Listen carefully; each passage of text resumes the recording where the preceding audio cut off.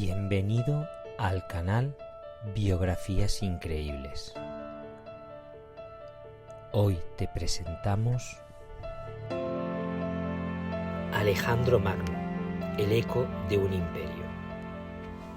En la vasta línea del tiempo de la humanidad hay figuras cuya sombra se proyecta mucho más allá de la era que les tocó vivir. Entre ellas, una destaca con fuerza irresistible: Alejandro III de Macedonia, conocido universalmente como Alejandro Magno. Un hombre que antes de cumplir los 30 años ya había conquistado medio mundo, un rey educado por filósofos, guiado por estrategas y marcado por una ambición que él mismo decía haber heredado de los dioses. Pero más allá de las batallas y los mapas teñidos de imperio, existe una historia humana, llena de contradicciones, prodigios, relaciones intensas y decisiones que cambiaron para siempre el destino de continentes enteros. Esta es la historia del hombre detrás del mito, una historia que comienza mucho antes de su nacimiento, en un reino aparentemente pequeño situado al norte de Grecia, Macedonia. El nacimiento de un rey. Alejandro nació en Pella en el año 356 a.C., hijo del rey Filipo II y de Olimpia, una princesa del Épiro. Según la tradición, su llegada estuvo rodeada de signos y presagios. Esa misma noche, el templo de Artemisa de Éfeso, una de las 7 maravillas del mundo antiguo, ardió en llamas.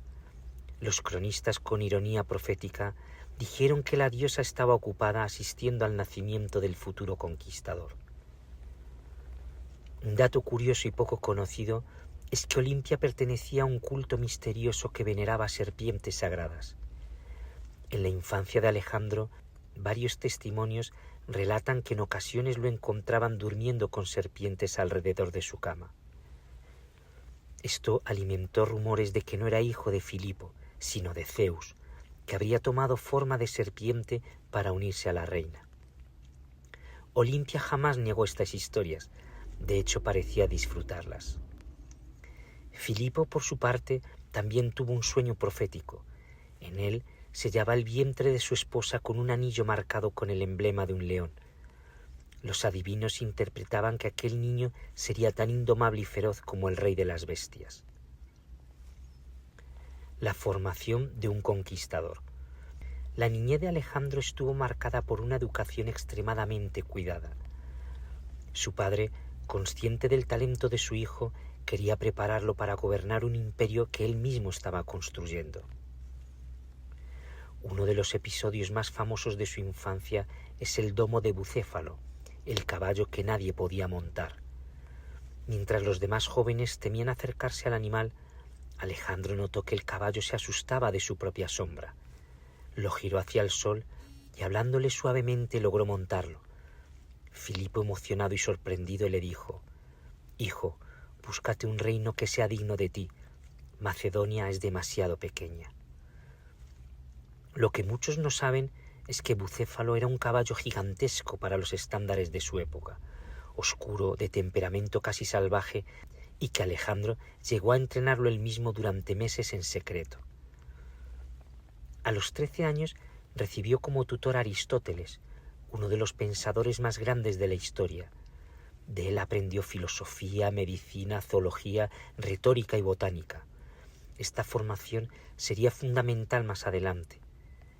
Alejandro solía llevar consigo científicos y botánicos en campañas para documentar plantas, animales y minerales desconocidos en Grecia. Entre los textos de Aristóteles le entregó uno que le acompañaría siempre, la Ilíada, la epopeya de Homero. Alejandro dormía con una versión comentada por su maestro bajo la almohada, convencido de que estaba destinado a ser un nuevo Aquiles. Esta obsesión homérica influiría en su estilo de liderazgo. Arriesgaba su vida en combate como los héroes de antaño, algo que sus soldados admiraban pero también temían. El ascenso al trono. El asesinato de Filipo II en el año 336 a.C. colocó a Alejandro en el trono a los 20 años. Las circunstancias de la muerte del rey aún son materia de debate. Lo mató su guardia personal durante una ceremonia y aunque la versión oficial hablaba de una venganza personal, las tensiones familiares hacían sospechar que Olimpia podía haber tenido algo que ver. Alejandro, recién coronado, actuó con una velocidad implacable. Varios pueblos griegos intentaron rebelarse, pensando que el joven rey sería fácil de intimidar. Se equivocaron. En cuestión de meses, Alejandro recorrió Grecia, sofocó revueltas y ganó un título que marcaría toda su vida: hegemón de la Liga Corinto, comandante supremo de toda Grecia. Entre las ciudades que se rebelaron estaba Tebas. Alejandro la destruyó casi por completo. Solo dejó intactos la casa del poeta Píndaro y los templos. Miles murieron, muchos fueron vendidos como esclavos. Sin embargo, esta brutal acción tuvo un efecto inmediato. Ninguna ciudad griega volvió a dudar de él. La conquista del Imperio persa. Con Grecia unificada bajo su mando, Alejandro dirigió su mirada hacia el imperio más poderoso del mundo, Persia.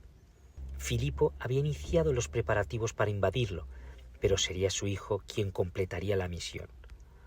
Alejandro cruzó el Esponto en el año 334 a.C. y, según la tradición, lanzó una lanza sobre la costa asiática al desembarcar, reclamando simbólicamente toda Asia como suya. El nudo gordiano, una anécdota enigmática.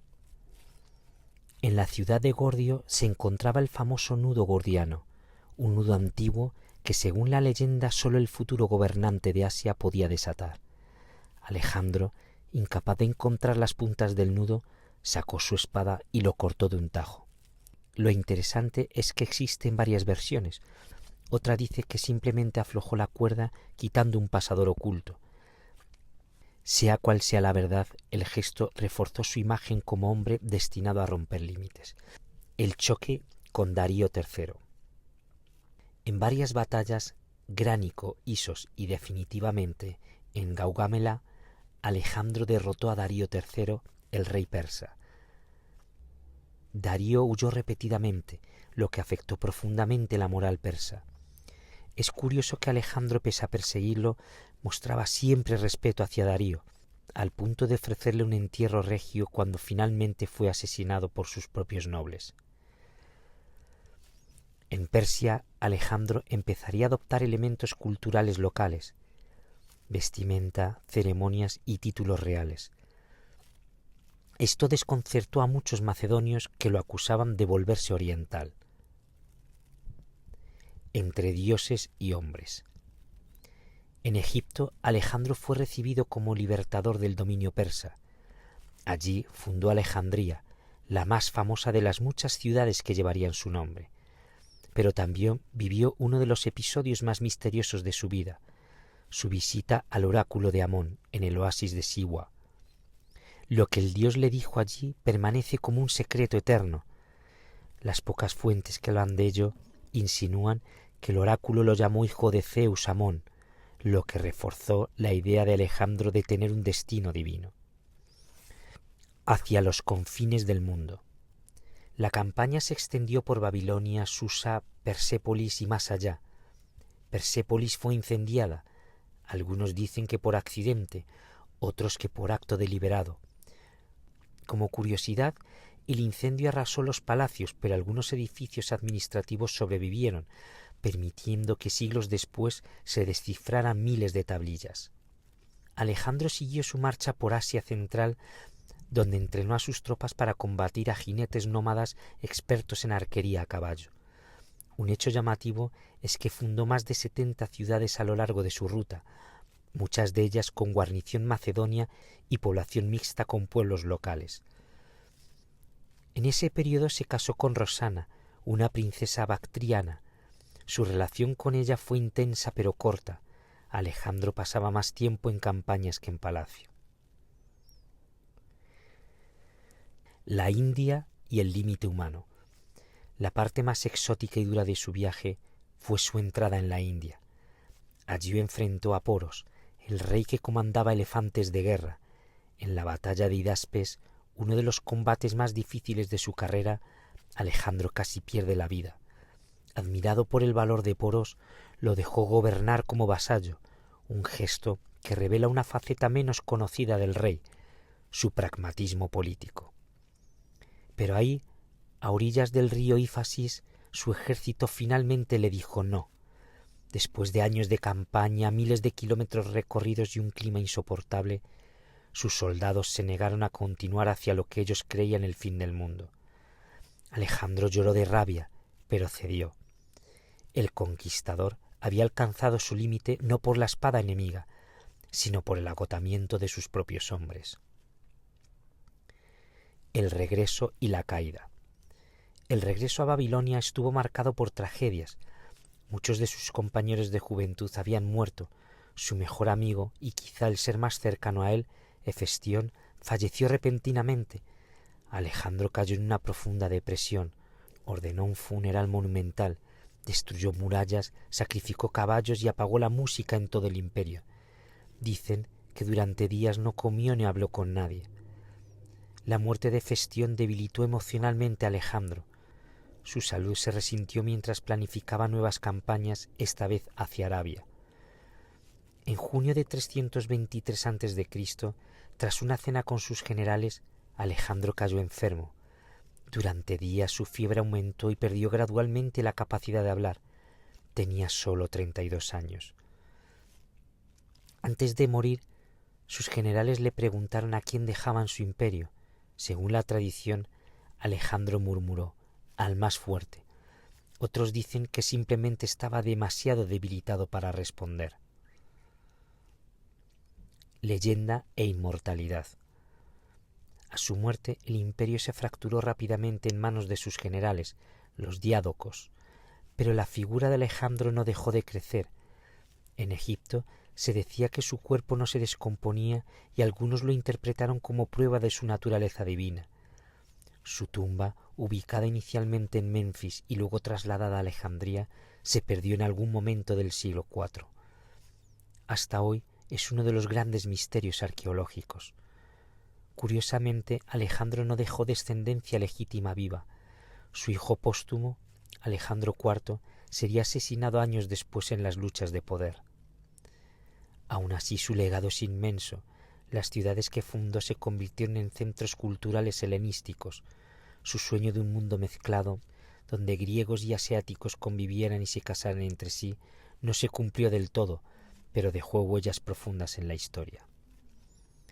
Epílogo. Alejandro Magno vivió poco, pero vivió intensamente. Fue rey, guerrero, explorador, visionario, ingeniero cultural y a veces tirano. Creció creyendo que estaba destinado a igualar y superar a los héroes míticos, y de algún modo lo logró. Su ambición cambió la historia, pero también cambió las historias.